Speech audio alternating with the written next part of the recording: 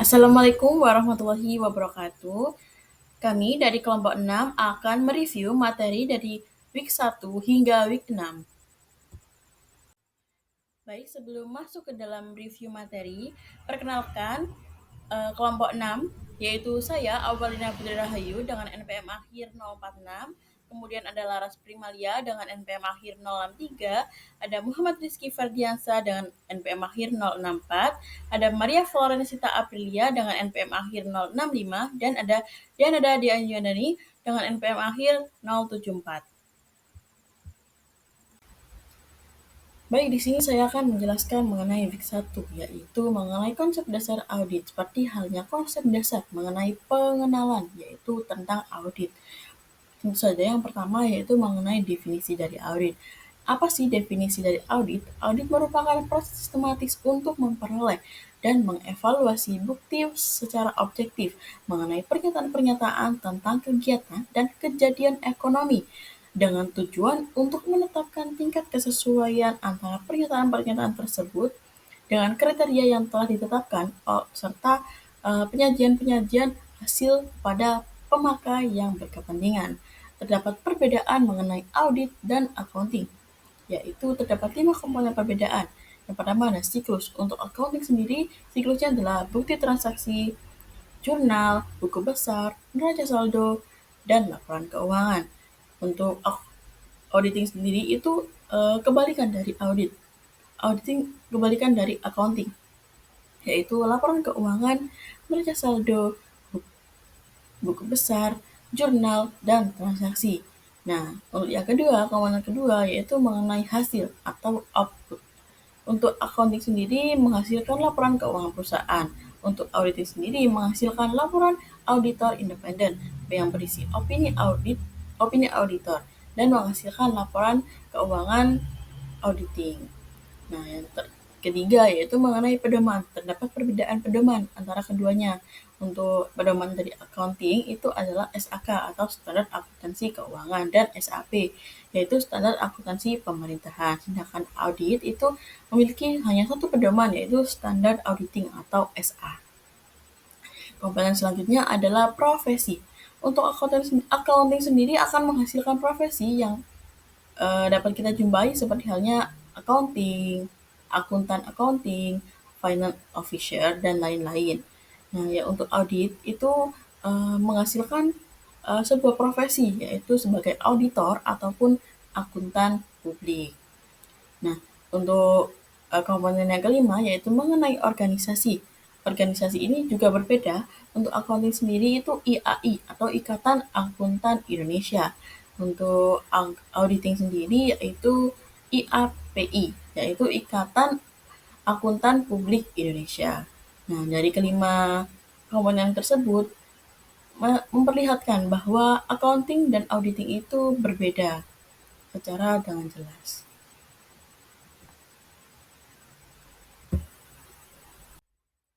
Baik, di sini selanjutnya mengenai latar belakang dari audit.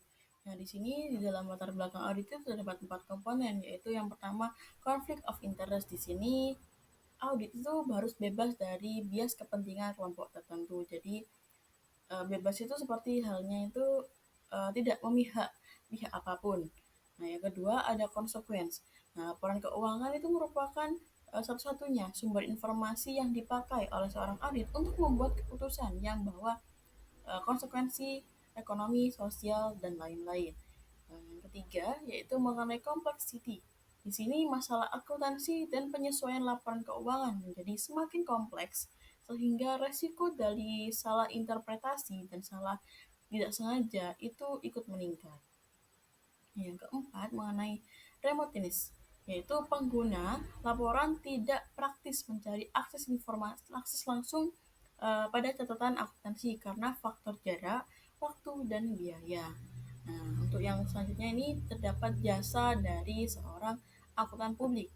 Di sini ada terdapat 3 jenis jasa, yaitu yang pertama mengenai jasa assurance. Di sini jasa assurance itu meliputi jasa akuntansi dan kompilasi, selanjutnya jasa penilaian risiko, dan jasa penilaian kinerja. Untuk yang selanjutnya yang kedua, Jenis yang kedua yaitu jasa atestasi, yaitu seperti halnya jasa auditing, jasa review, dan prosedur yang disepakati. Yang terakhir, jenis terakhir yaitu terdapat jasa non-assurance, seperti halnya jasa konsultan manajemen, jasa perencanaan dan keuangan. Oke, selanjutnya ada tipe-tipe dari audit.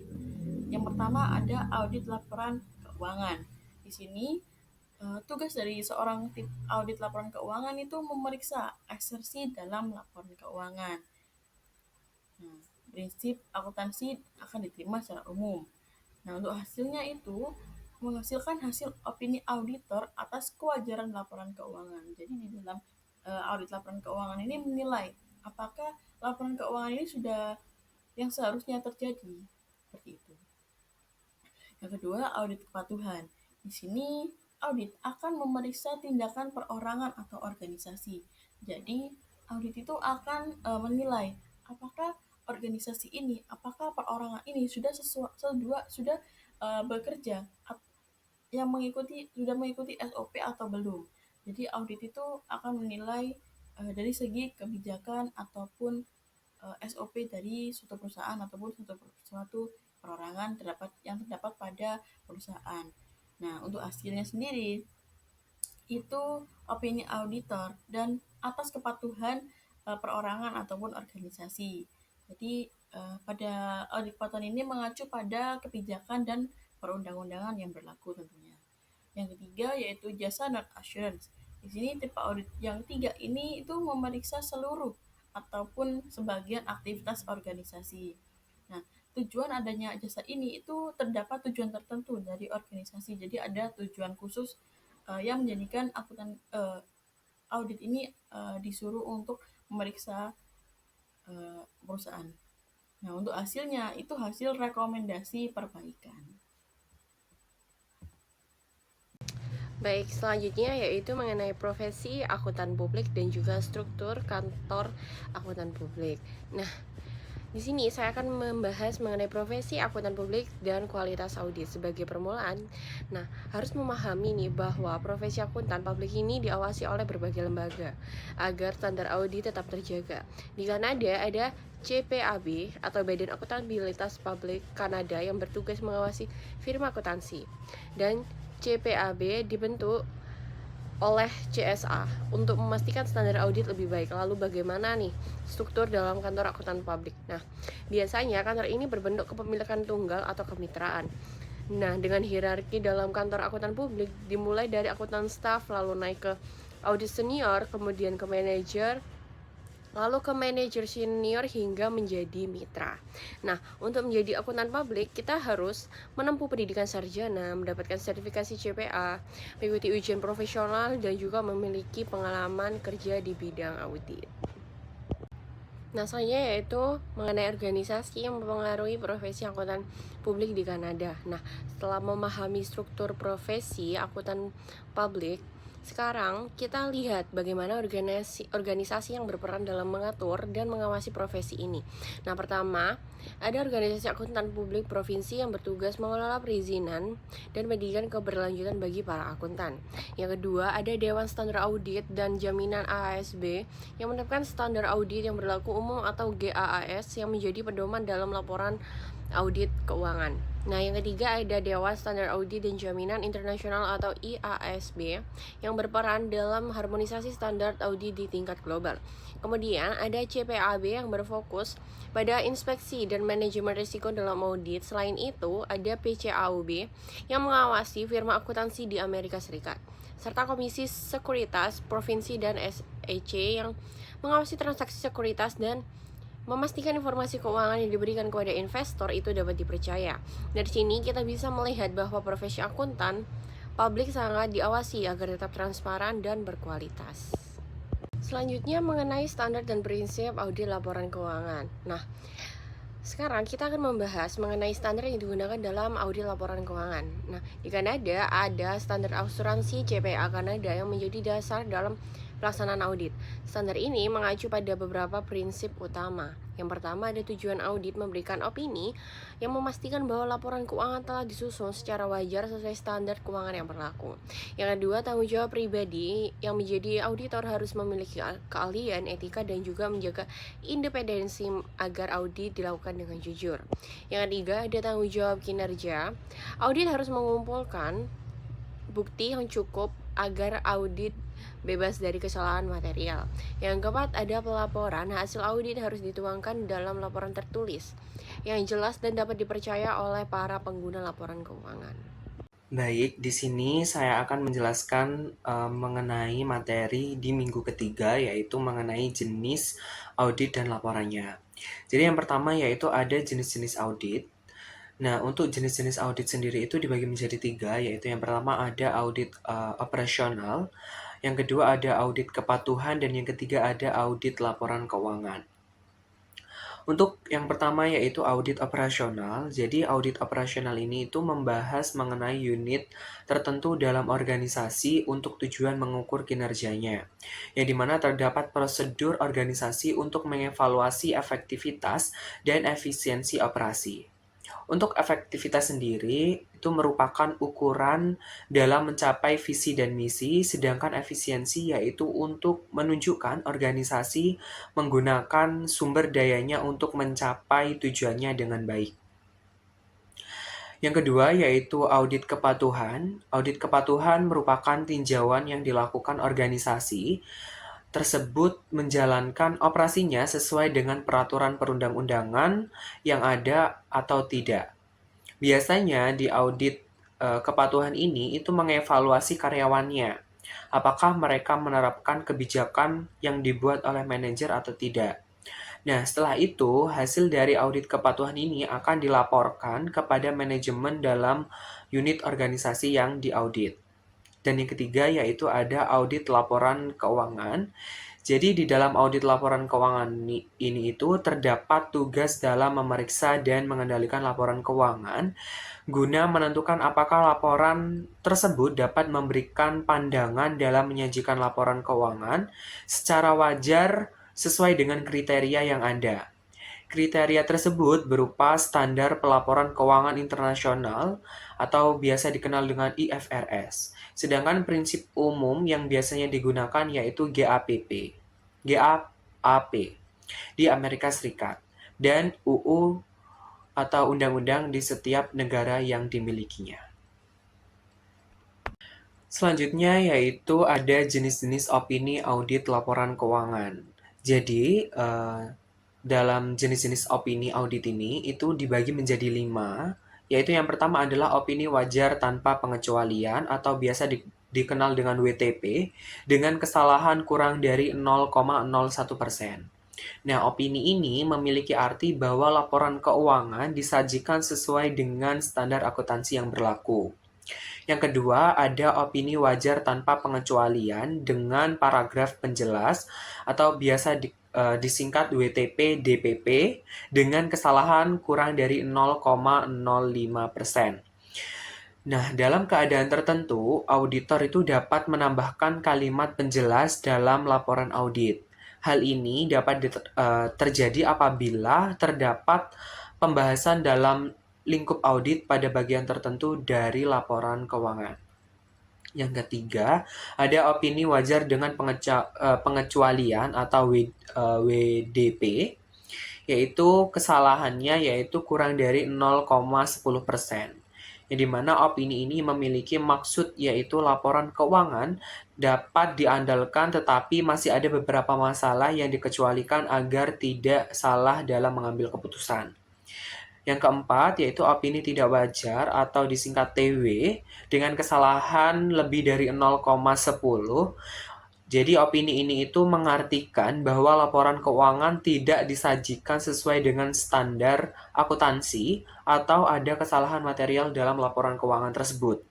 Dan yang kelima yaitu pernyataan tidak memberikan pendapat atau TMP dengan kesalahan tidak dapat dihitung. Jadi dalam konsep ini, audit itu memilih untuk tidak memberikan pendapat jika bukti audit yang diperoleh tidak cukup untuk menarik kesimpulan yang valid terkait laporan keuangan yang diperiksa. Nah, untuk penjelasan selanjutnya, di minggu selanjutnya akan dijelaskan oleh rekan saya. Nah, untuk materi selanjutnya kita akan membahas mengenai tujuan dan tanggung jawab audit. Nah, di sini tujuan melakukan audit laporan keuangan adalah memberikan opini yang dapat menilai apakah laporan keuangan yang diaudit itu sudah disajikan secara wajar atau belum. Nah, jadi di dalam materi di week 4 itu mengenai mengapa sih harus ada audit. Nah, karena laporan keuangan yang dibuat perusahaan agar lebih kredibilitas, lebih dapat dipercaya, ada suatu pihak independen yang akan mengaudit laporan keuangan perusahaan tersebut, yang tujuannya itu nanti akan menghasilkan opini wajar atau tidak wajarnya laporan keuangan. Nah, di sini selain tujuan audit, ada pembahasan mengenai tanggung jawab manajemen. Jadi tanggung jawab manajemen itu menerapkan kebijakan akuntansi yang baik, menjaga pengendalian internal yang memadai, dan membuat pernyataan yang wajar dalam laporan keuangan berada di tangan manajemen. Jadi pihak manajemen pun juga harus memastikan kalau laporan keuangan yang sudah dibuat oleh perusahaan itu sudah dinilai wajar. Jadi sebelum diaudit, manajemen pun sebenarnya juga punya tanggung jawab atas kewajaran laporan keuangan, karena nanti jika ada suatu kesalahan dalam laporan keuangan, itu semua adalah tanggung jawabnya pihak manajemen, bukan tanggung jawabnya si auditor. Nah, lalu kalau ada tanggung jawab manajemen, kita akan bahas mengenai tanggung jawab auditor.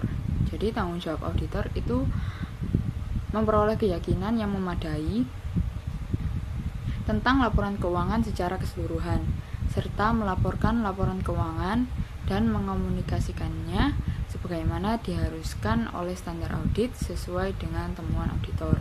Jadi auditor itu juga bertanggung jawab dalam mengkomunikasikan hasil temuan-temuannya kepada klien-kliennya. Lalu juga auditor kan tadi memberikan opini ya, hasilnya memberikan opini, dan opini tersebut harus benar-benar sesuai dengan kenyataan laporan keuangan yang dibuat oleh perusahaan, supaya klien itu dapat benar-benar percaya akan laporan keuangan yang sudah dibuat oleh perusahaan. Nah, lalu selanjutnya di week 4 kita itu juga membahas mengenai asersi manajemen. Asersi manajemen adalah representasi manajemen yang berupa pernyataan tersirat atau secara terang-terangan atas kewajiban, transaksi, dan akun terkait yang akan diungkapkan dalam laporan keuangan. Jadi dalam asersi manajemen ini ada 5 pernyataan. Yang pertama itu setiap peristiwa ekonomi yang terjadi dalam periode tersebut dalam laporan keuangan memang benar-benar terjadi dan berada. Jadi di pernyataan yang pertama ini kata kuncinya adalah terjadi dan keberadaan. Jadi setiap peristiwa ekonomi yang di dalam laporan keuangan tersebut harus benar-benar terjadi, jadi tidak mengada-ngada, benar-benar real secara nyata dan ada, jadi bisa dibuktikan. Lalu yang kedua itu setiap peristiwa ekonomi yang terjadi dalam periode tersebut bisa diukur dan memiliki nilai ekonomi. Jadi di sini kata kuncinya adalah bisa diukur dan punya nilai ekonomi. Jadi peristiwa ekonomi yang ada di dalam perusahaan lalu disajikan dalam laporan keuangan itu harus bisa diukur dan juga harus punya nilai ekonominya. Lalu asersi ketiga itu setiap peristiwa ekonomi yang terjadi dalam periode tersebut telah memenuhi unsur hak dan kewajiban. Jadi di sini kata kuncinya itu hak dan kewajiban. Jadi setiap peristiwa ekonomi yang ada dalam perusahaan itu harus memenuhi hak-hak perusahaan dan juga kewajiban perusahaan. Lalu yang keempat, setiap peristiwa ekonomi yang terjadi dalam periode tersebut telah dilengkapi dengan bukti-bukti serta dokumen pendukung yang sah dalam peristiwa tersebut secara lengkap. Dan di sini kata kuncinya adalah lengkap atau kelengkapan. Jadi semua peristiwa ekonomi harus ada bukti atau dokumen pendukung yang tentunya harus sah, tidak boleh dibuat-buat, yang mana itu kan akan penting dalam proses audit.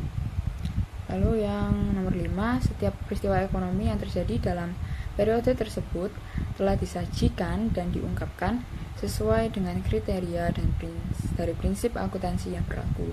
Jadi di sini kata kuncinya adalah disajikan dan diungkapkan. Nah, hal-hal yang disajikan dan diungkapkan ini harus sesuai dengan kebijakan atau prinsip akuntansi yang dilakukan oleh perusahaan sesuai dengan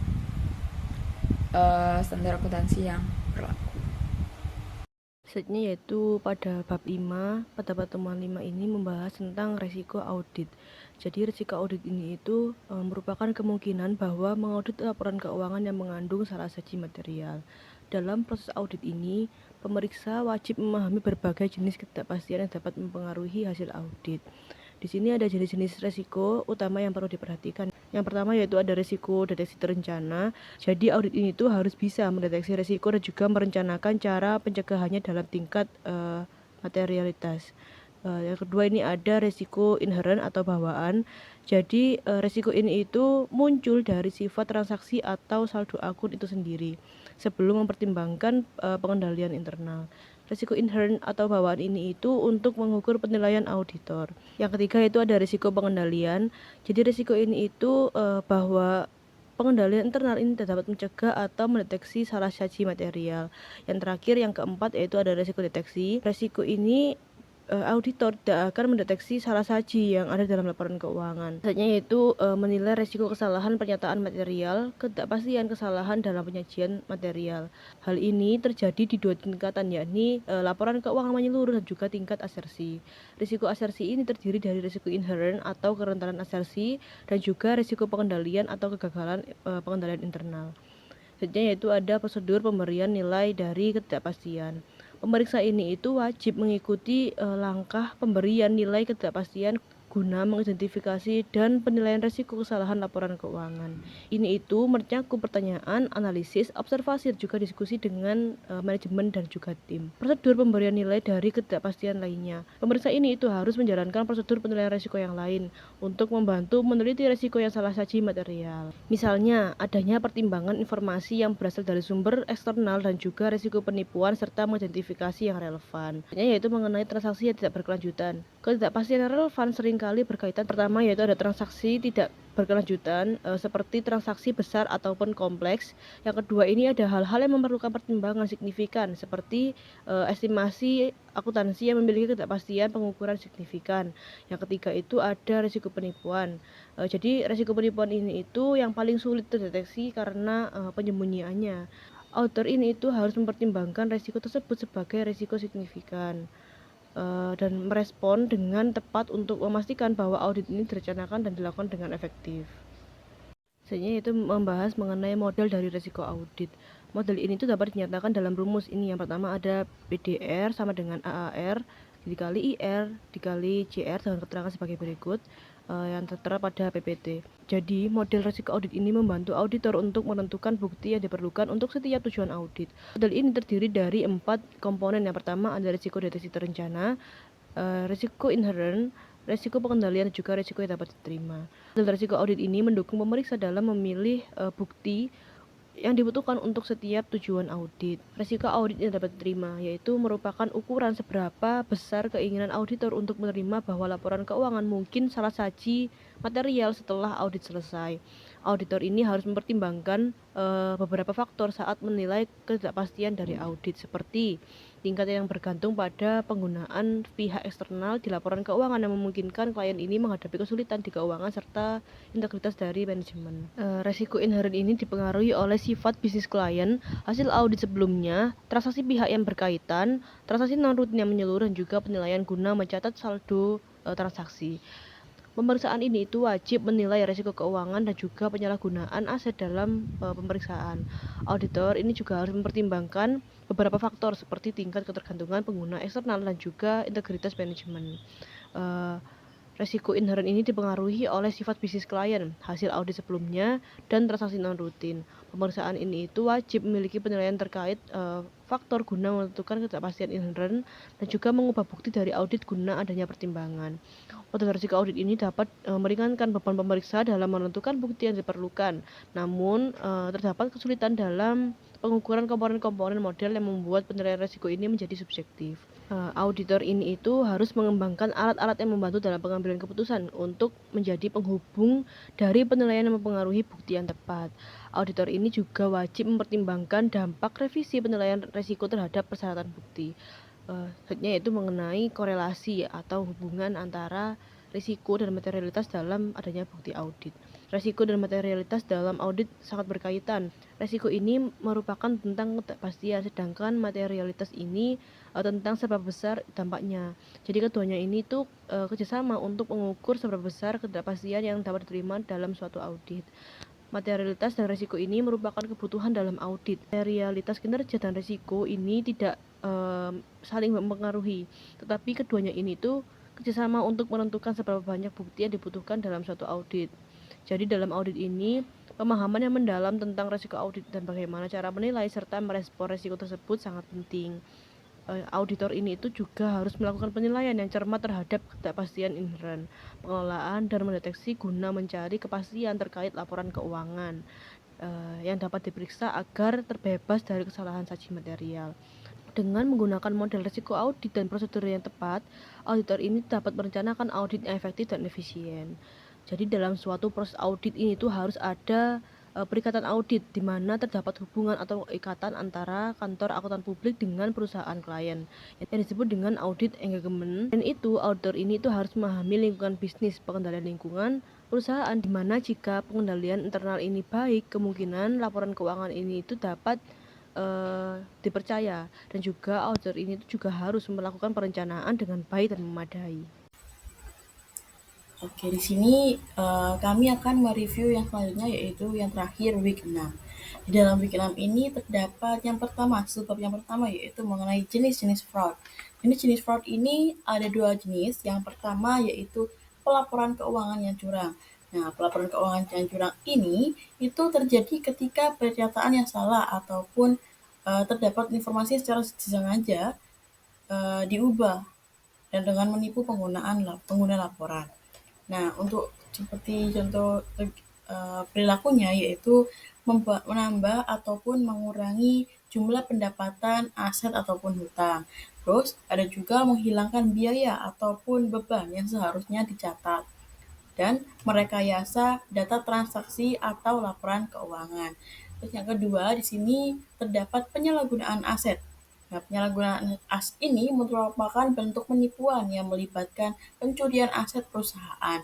Biasanya itu tindakan ini dilakukan oleh karyawan di perusahaan itu sendiri. Jadi pelakunya itu karyawan yang bekerja di dalam perusahaan itu. Nah, pencurian ini tuh biasanya berupa begini, seperti bos terdapat asisten ataupun manajer deh. Manajer itu diberikan sebuah mobil untuk operasional.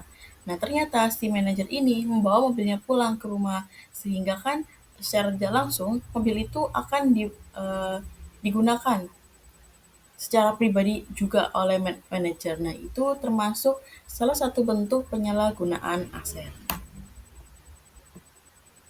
Baik, selanjutnya kita kita akan bahas mengenai the triangle fraud. Jadi itu segitiga kecurangan. Jadi maksudnya itu ini adalah 3 faktor yang bisa menyebabkan seseorang itu berbuat kecurangan atau fraud. Jadi yang pertama itu ada insentif atau tekanan.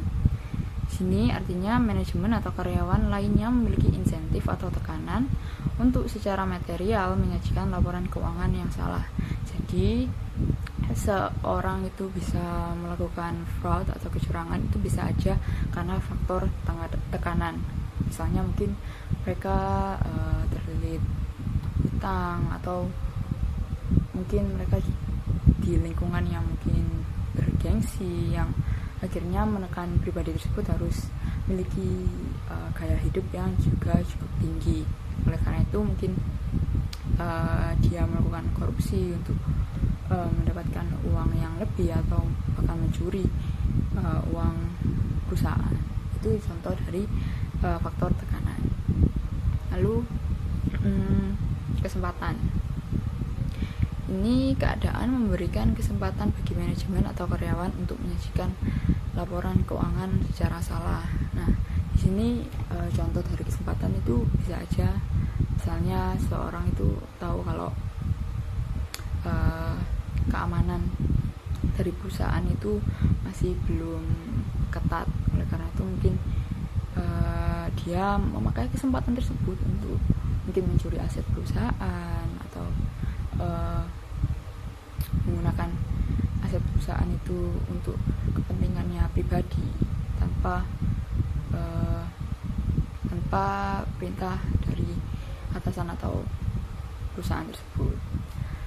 Lalu sikap atau rasionalisasi. Jadi sikap atau karakter atau serangkaian nilai etika ada yang memungkinkan manajemen atau karyawan untuk secara sengaja melakukan tindakan tidak jujur, atau mereka berada dalam lingkungan yang memberikan tekanan cukup besar sehingga menyebabkan mereka merasionalisasi tindakan tidak jujur tersebut. Nah, di sini jadi intinya tuh seorang berbuat kecurangan karena mereka udah merasionalisasikan, jadi menormalisasikan atau membenarkan tindakan kecurangan tersebut yang sebenarnya harusnya itu salah. Nah, mungkin contohnya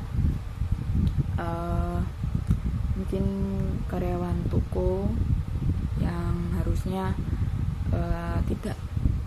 tidak mencuri persediaan toko, tapi mungkin karena lingkungannya tuh udah terbiasa ngambil persediaan toko, mencuri persediaan toko, barang jajan atau yang lainnya. Jadi dia akhirnya menormalisasikan hal tersebut, merasionalisasikan hal tersebut, bahwa kecurangan ini udah jadi tindakan yang normal dalam toko tersebut. Nah, itu contoh seorang melakukan kecurangan dalam rasionalisasi. Nah, dalam kemarin kelas online, faktor-faktor orang berbuat kecurangan itu memang tidak hanya karena satu faktor, tapi bisa karena ketiga-tiga faktor ini. Jadi 3 faktor ini bisa saja secara bersamaan itu mempengaruhi seseorang untuk melakukan fraud atau kecurangan. Selanjutnya yaitu mengenai menilai resiko penipuan. Standar audit ini mengharuskan auditor untuk menilai resiko salah saji material akibat kecurangan dan memberikan panduan untuk penilaian tersebut. Auditor ini itu harus mempertahankan skeptisme profesional saat mengevaluasi berbagai informasi, termasuk faktor resiko kecurangan. Untuk mengidentifikasi dan menanggapi resiko tersebut, mereka ini bertanggung jawab untuk merencanakan dan melaksanakan audit guna memperoleh keyakinan wajar bahwa salah saji material, baik akibat kecurangan maupun kesalahan, dapat terdeteksi. Audit ini harus dilakukan dengan sikap skeptisme profesional, mengingat kemungkinan salah saji material ini dapat terjadi meskipun pengalaman auditor dengan integritas manajemen klien. Meskipun penipuan material ini jarang terjadi dibandingkan dengan jumlah audit yang dilakukan, auditor ini tetap harus waspada melalui prosedur penerimaan klien dan juga evaluasi keberlanjutan. Auditor ini biasanya menolak klien yang menganggap kurang jujur dan juga berintegritas. Di dalam proses audit ini itu harus memiliki pikiran yang bertanya dan juga evaluasi kritis bukti audit. Yang pertama kita membahas mengenai pikiran yang bertanya. Standar audit ini menekankan pentingnya pertimbangan kerentanan klien terhadap penipuan. Bahkan jika auditor ini memiliki keyakinan tentang kejujuran dan juga integritas manajemen, tim audit ini tuh harus selalu waspada dan kritis dalam mengidentifikasi risiko penipuan dan juga mengevaluasi bukti audit. Yang kedua itu harus memiliki evaluasi kritis bukti audit kan. Nah, setelah menemukan indikasi salah saji material akibat kecurangan, auditor ini tuh harus menyelidiki masalah ini secara keseluruhan dan juga mengumpulkan bukti tambahan dan berkonsultasi dengan tim. Auditor ini tuh juga harus berhati-hati untuk tidak merasionalisasi atau menganggap salah saji itu sebagai hal yang biasa atau insiden terisolasi, dan ini juga harus mengevaluasi alasan salah saji tersebut untuk menentukan apakah ini disengaja atau penipuan. Ini ada gambar yang menjelaskan tentang 5 sumber informasi untuk menilai risiko penipuan. Yang pertama itu ada komunikasi antar tim audit.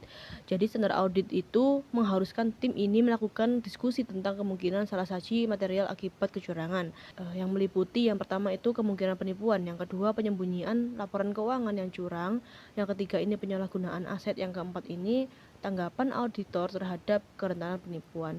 Jadi tim audit itu harus mempertahankan skeptisme profesional dan juga mengesampingkan keyakinan bahwa kejujuran dan integritas manajemen yang ada. Penyelidikan manajemen. Standar audit ini mengharuskan auditor untuk mengajukan pertanyaan yang khusus untuk mengetahui tentang kecurangan terhadap manajemen, komite audit dan juga karyawan lainnya. Tujuannya itu untuk mengidentifikasi risiko penipuan, mengetahui proses penilaian risiko dan juga memperoleh informasi tentang kontrol internal. Auditor ini juga harus memperoleh bukti tambahan jika tanggapan tidak konsisten. Yang ketiga itu ada faktor risiko. Jadi standar audit ini itu mengharuskan auditor untuk mengevaluasi faktor risiko kecurangan yang dapat menunjukkan adanya intensif tekanan, peluang atau sikap yang membenarkan tindakan kecurangan. Adanya faktor risiko ini tidak berarti adanya kecurangan, tetapi meningkatkan kemungkinan terjadinya kecurangan. Yang keempat ini ada prosedur analitis. Jadi auditor ini itu harus melakukan prosedur analitis untuk mengidentifikasi transaksi atau peristiwa tidak biasa yang mungkin mengidentifikasi salah saji material dalam laporan keuangan. Prosedur ini termasuk analisis horizontal, vertikal, dan analisis rasio.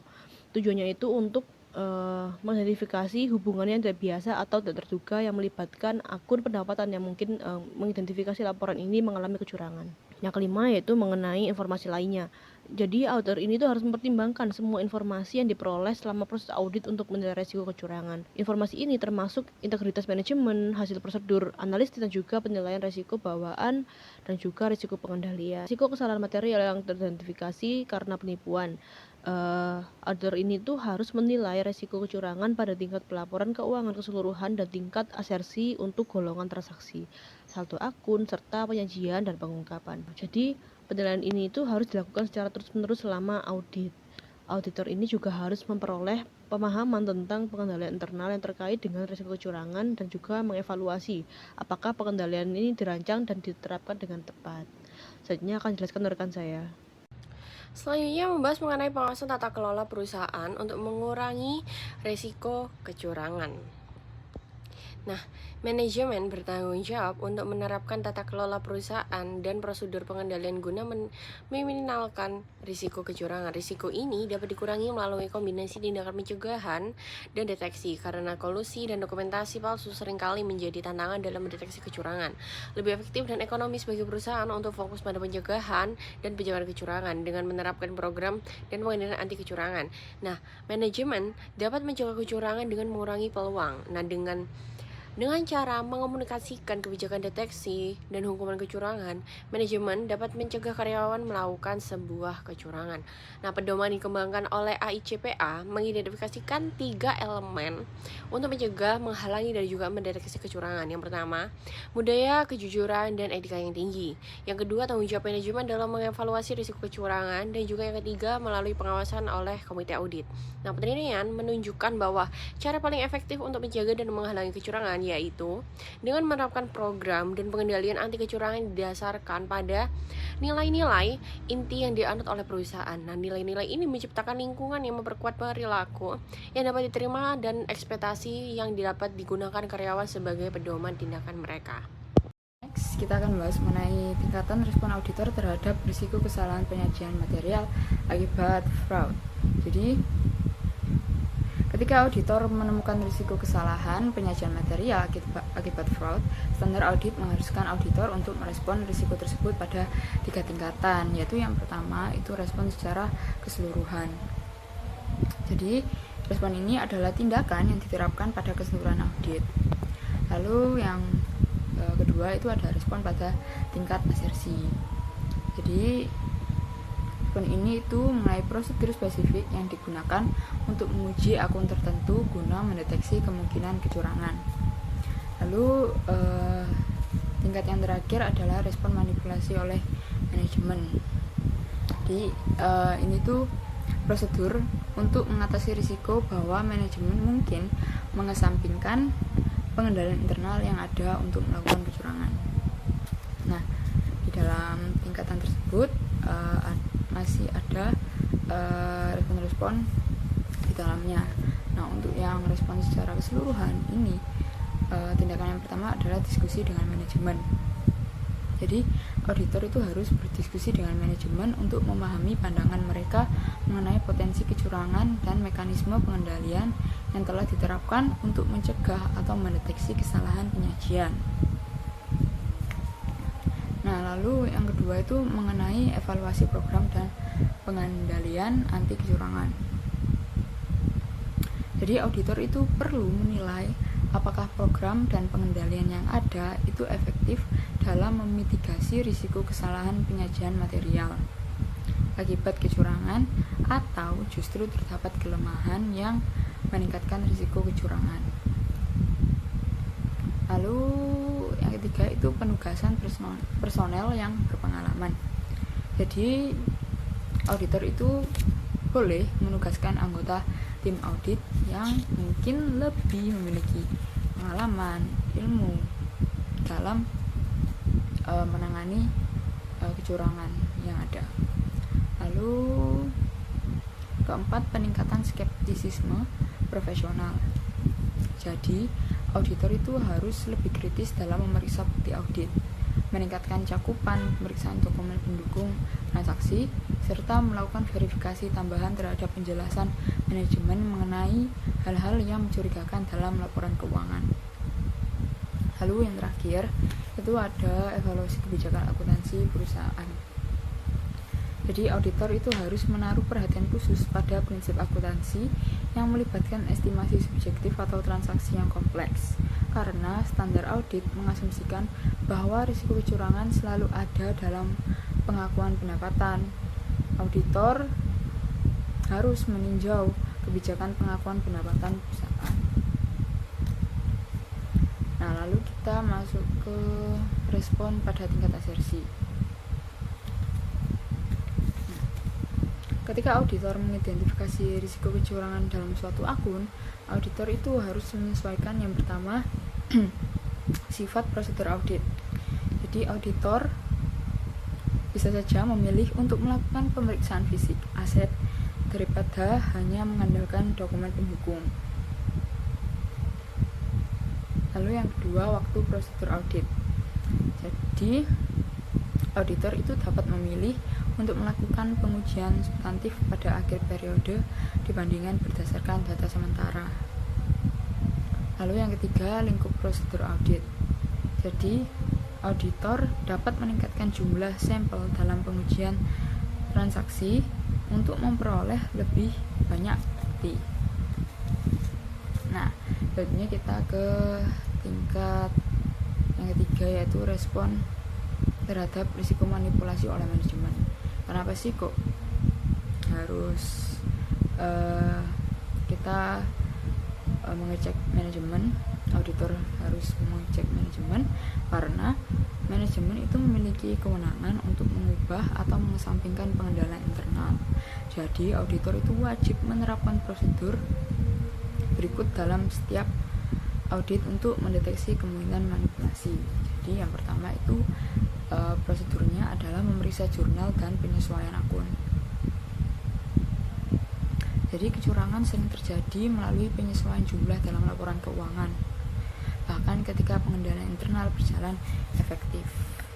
Jadi auditor harus memahami proses pelaporan keuangan dan menilai pengendalian atas jurnal serta penyesuaian lainnya. Dan juga auditor harus menanyakan kepada karyawan yang terlibat dalam proses pelaporan keuangan mengenai adanya aktivitas yang mencurigakan dalam pemrosesan jurnal dan penyesuaian. Lalu yang kedua, meninjau estimasi akuntansi untuk mendeteksi bias. Jadi kecurangan dalam laporan keuangan sering terjadi melalui manipulasi estimasi akuntansi. Jadi auditor itu harus menilai kemungkinan bias dalam estimasi manajemen dengan membandingkan estimasi tahun ini dengan tahun sebelumnya untuk mendeteksi pola yang mencurigakan. Jika estimasi tahun lalu berada di batas atas rentang yang diperbolehkan dan tahun ini berada di batas bawah, hal ini dapat mengindikasikan adanya manipulasi. Standar akuntansi semakin banyak yang mengharuskan pencatatan aset berdasarkan nilai wajar. Contohnya, nah, hal ini itu seringkali bergantung pada estimasi dan dapat dimanipulasi. Lalu yang terakhir, mengevaluasi rasionalitas transaksi tidak biasa. Jadi auditor harus memahami tujuan dari setiap transaksi secara signifikan dan tidak biasa untuk memastikan bahwa transaksi tersebut tidak digunakan untuk memanipulasi laporan keuangan. Misalnya, perusahaan dapat melakukan transaksi pembiayaan untuk menyembunyikan kewajiban dari neraca atau nama lainnya off balance sheet financing. Jadi auditor harus memastikan bahwa perlakuan akuntansi atas transaksi tersebut sudah sesuai dengan standar akuntansi dan bahwa informasi transaksi diungkapkan dengan memadai dalam laporan keuangan. Baik, di dalam week 6 ini terdapat subbab yang menjelaskan mengenai 3 jenis utama manipulasi pendapatan.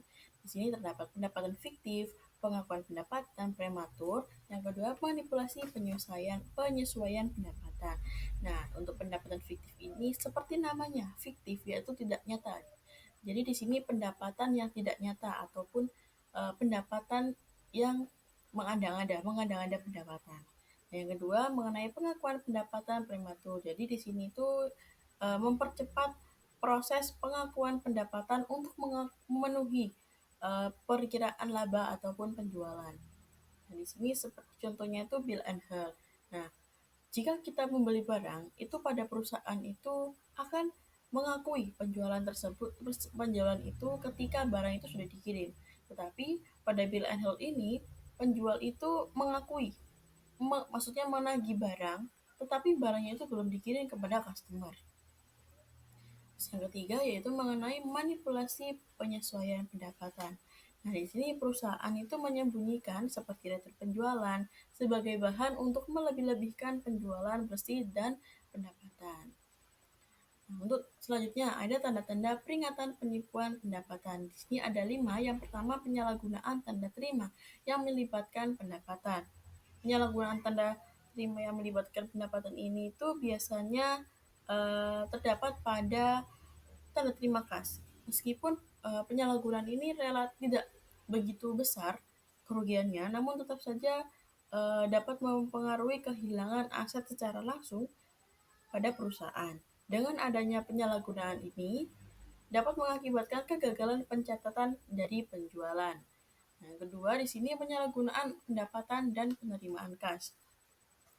Nah, penyalahgunaan ini itu biasanya berupa penundaan pencatatan penerimaan kas.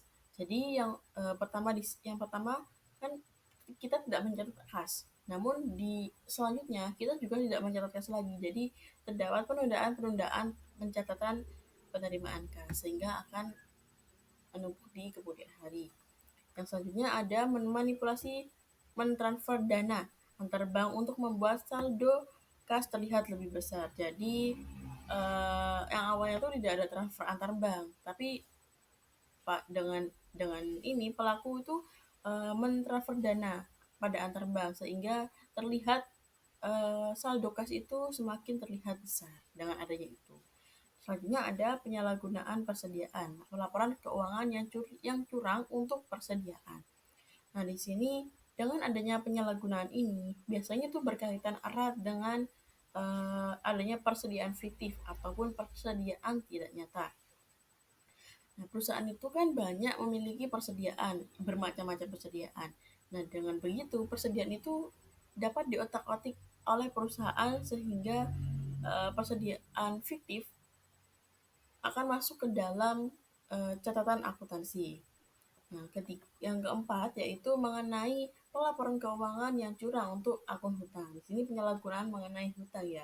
Biasanya itu dalam penyalahgunaan hutang ini tidak mencatat akun hutang dengan mencatat pengurangan fiktif dan melebih-lebihkan akun pendapatan sehingga menjadikan laporan keuangan dari perusahaan itu dalam kondisi baik.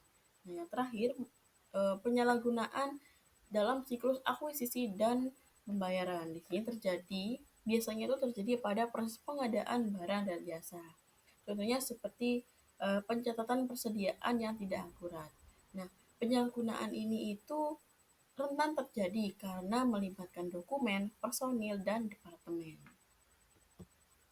Nah, dan untuk subbab yang terakhir yaitu mengenai tanggung jawab ketika kecurangan dicurigai. Jadi, selama melaksanakan audit, seorang auditor itu terus-menerus mengevaluasi apakah bukti yang dikumpulkan dan diobservasi lain ini itu menunjukkan salah saji material karena kecurangan atau tidak. Semua salah saji yang ditemukan oleh seorang auditor harus dievaluasi untuk setiap indikasi kecurangan. Ketika kecurangan ini dicurigai, maka auditor harus mengumpulkan informasi tambahan untuk menentukan apakah kecurangan tersebut benar adanya. Adapun beberapa hal yang bisa dilakukan oleh seorang auditor dalam menentukan kecurangan yang dicurigai. Yang pertama yaitu menggunakan pertanyaan. Jadi pertanyaan ini itu bisa menjadi salah satu teknik dalam mengumpulkan bukti audit yang efektif.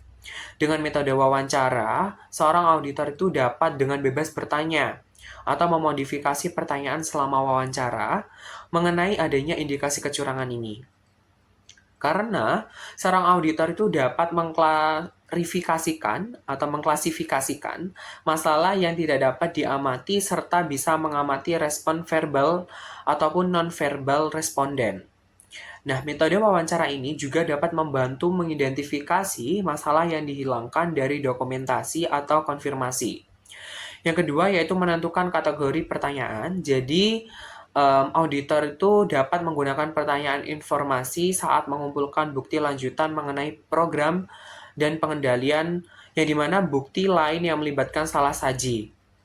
Yang kedua, auditor juga bisa menggunakan pertanyaan penilaian untuk menguatkan atau membantah informasi sebelumnya. Dan yang ketiga, auditor bisa menggunakan pertanyaan interrogatif untuk menentukan apakah individu tersebut menipu atau sengaja menghilangkan pengungkapan pengetahuan kunci tentang fakta, peristiwa, ataupun keadaan. Yang ketiga yaitu mengevaluasi respon terhadap pertanyaan. Jadi, agar pertanyaan bisa dikatakan efektif, seorang auditor perlu terampil dalam mendengarkan dan mengevaluasi respon terhadap pertanyaan. Jadi, jika melakukan kedua hal tersebut, seorang auditor itu dapat memperkuat teknik pertanyaannya, dan ini bisa membantu auditor dalam menerapkan skeptisisme profesional. Yang keempat, menggunakan teknik mendengarkan. Jadi, selama menggunakan teknik mendengarkan ini, seorang auditor harus tetap penuh perhatian dengan menjaga kontak mata, mengangguk setuju, atau menunjukkan pemahaman lainnya. Dan juga auditor harus berusaha menghindari prasangka yang ditunjukkan oleh informasi yang diberikan. Dan yang terakhir, yang kelima adalah mengamati isyarat pelaku. Jadi auditor itu harus mengamati perilaku nonverbal seperti kegelisahan atau ketidaknyamanan dalam memberikan respon kepada pewawancara. Isyarat verbal seperti waktu yang dibutuhkan untuk merespon dapat menunjukkan kegugupan dan lain sebagainya. Selanjutnya yaitu mengenai mendokumentasikan penilaian kecurangan. Jadi, standar audit itu mengharuskan auditor mendokumentasikan hal-hal berikut yang terkait dengan pertimbangan auditor atas salah saji material akibat kecurangan. Jadi, yang pertama itu keputusan signifikan yang dibuat selama diskusi di antara personel tim penugasan dalam perencanaan audit tentang kerentanan laporan keuangan entitas terhadap kecurangan material, termasuk bagaimana dan kapan diskusi tersebut terjadi dan siapa yang berpartisipasi. Yang kedua yaitu prosedur yang dilakukan untuk memperoleh informasi yang diperlukan untuk mengidentifikasi dan menilai kecurangan material. Yang ketiga, risiko spesifik kecurangan material yang diidentifikasi baik pada tingkat laporan keuangan keseluruhan maupun tingkat asersi dan deskripsi tanggapan auditor terhadap risiko tersebut. Yang keempat, alasan yang mendukung kesimpulan bahwa tidak ada risiko signifikan mengenai pengakuan pendapatan yang tidak tepat. Yang kelima, yaitu hasil prosedur yang dilakukan untuk mengatasi risiko pengabaian kontrol oleh manajemen. Yang keenam, kondisi lain dan hubungan analitis yang mengindikasikan bahwa prosedur audit tambahan atau tanggapan lain diperlukan dan tindakan yang diambil oleh auditor sebagai tanggapan. Dan yang ketujuh, sifat komunikasi tentang kecurangan yang dilakukan kepada manajemen, komite audit, atau pihak lain. Terima kasih atas perhatiannya. Wassalamualaikum warahmatullahi wabarakatuh.